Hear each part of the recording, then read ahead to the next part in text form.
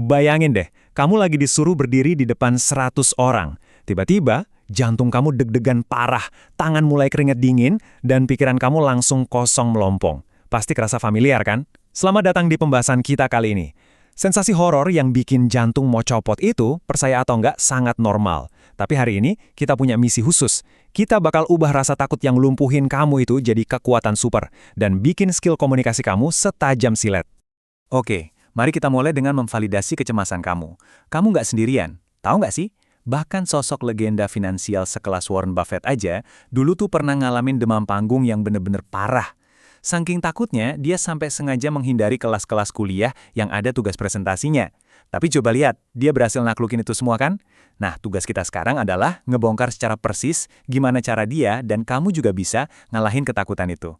Biar transformasi kamu dari yang tadinya super gugup jadi komunikator yang pede abis ini berjalan mulus, kita udah nyiapin roadmap yang jelas banget untuk pembahasan ini. Kita bakal bahas alasan kenapa kita takut ngomong, 3 fondasi utama presentasi, 5 teknik rahasia para profesional, dan ditutup dengan cara ngebangun jam terbang.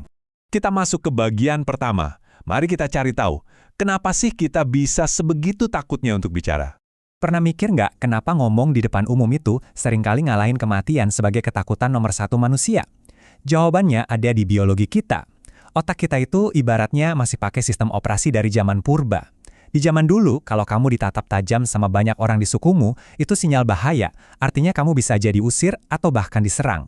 Nah, masalahnya, otak kamu sekarang salah ngebaca situasi. Kerumunan teman-teman kantor di ruang meeting itu dianggap sebagai ancaman suku kuno tadi. Padahal kan, presentasi kantor jelas bukan urusan hidup dan mati, ya kan?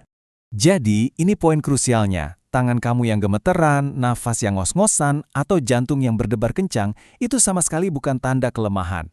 Itu cuma respon otomatis dari otak yang lagi berusaha keras ngelindungin kamu dari bahaya, yang sebenarnya cuma ada di pikirannya aja. Artinya, tugas kita sekarang simple. Kita cuma perlu ngelatih otak untuk ngebaca ruangan itu sebagai tempat yang aman. Sekarang kita udah ngebongkar faktor biologisnya, mari kita lanjut ke bagian kedua untuk ngebangun fondasinya. Banyak orang langsung lompat ke teknik vokal atau gaya tangan, padahal fondasinya rapuh. Kita harus bangun 3 pilar ini dan buat dengan sangat perfect.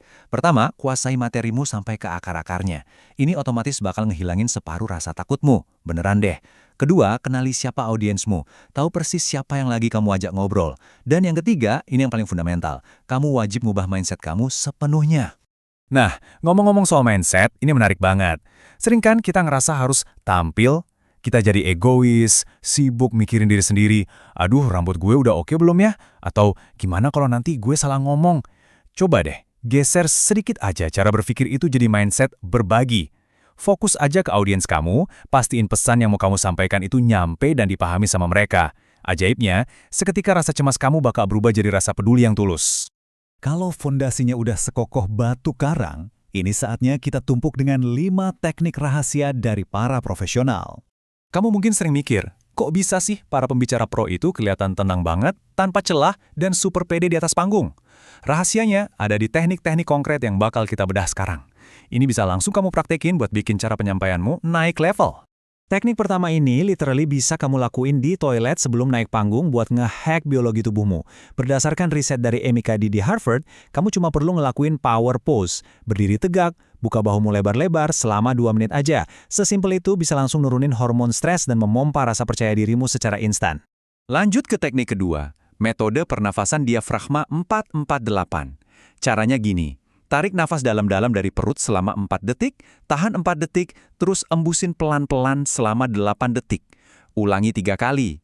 Ini ampuh banget buat ngaktifin sistem saraf parasimpatis kamu yang ibaratnya ngasih sinyal ke tubuh buat bilang, "Hey, semuanya aman, ayo relax."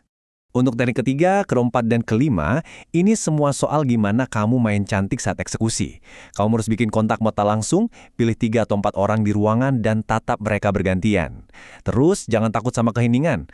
Kasih jeda diam yang pede setelah poin penting, biar audiens bisa mencerna omonganmu. Dan yang terakhir, ini agak menantang tapi wajib. Rekam dirimu sendiri pas latihan. Ini cara tercepat buat nangkep dan ngebenerin kebiasaan buruk kayak bilang, atau ngomong terlalu buru-buru. Sekarang, kita masuk ke bagian keempat, sekaligus pilar terakhir kita, cara membangun jam terbang. Jujur aja, semua teknik tadi nggak ada gunanya kalau nggak pernah dieksekusi. Ini satu hal yang harus banget kamu ingat.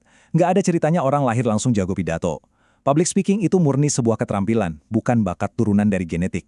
Dan layaknya semua keterampilan, ini butuh yang namanya jam terbang dan repetisi. Terus, gimana cara bangun jam terbangnya? Mulai dari yang kecil aja. Kamu bisa gabung komunitas yang suportif kayak Toastmasters atau latihan di depan keluarga dan teman dekat dulu. Yang paling penting, ambil setiap kesempatan sekecil apapun. Ada sesi tanya jawab? Tanya. Diminta ngasih update pas meeting? Ambil. Setiap kali kamu ngomong, kamu lagi ngajarin otak kamu kalau jadi pusat perhatian itu 100% aman. Kalau kita balik lagi ke cerita Warren Buffett tadi, tahu nggak dia itu majang sertifikat komunikasi di kantornya, dan dia lebih bangga sama itu ketimbang gelar sarjananya. Ini jadi bukti nyata kalau kemampuan komunikasi yang meyakinkan itu bisa ngebuka pintu-pintu kesempatan yang nggak bakal bisa disentuh cuma pakai skill teknis doang. Ini adalah kunci buat jadi versi terbaik dari dirimu. Saya pengen kamu benar-benar nancepin ini di pikiranmu dan langsung bertindak hari ini juga.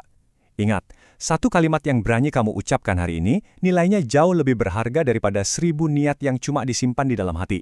Bicaralah lebih banyak, kapanpun, dimanapun. Cuma dengan ambil tindakan nyata, kamu bisa naklukin rasa takut ini. Sebagai penutup pembahasan kita kali ini, saya punya satu pertanyaan buat kamu. Coba kasih tahu saya di kolom komentar, situasi spesifik kayak gimana sih yang paling bikin kamu keringat dingin atau gugup parah pas harus ngomong? Apakah pas ditatap bos atau pas presentasi di depan klien baru? Yuk kita diskusi di bawah. Siapa tahu dengan ngakuin ketakutan itu, kamu selangkah lebih dekat buat mengatasinya. Jadi, berani ambil langkah pertamamu sekarang.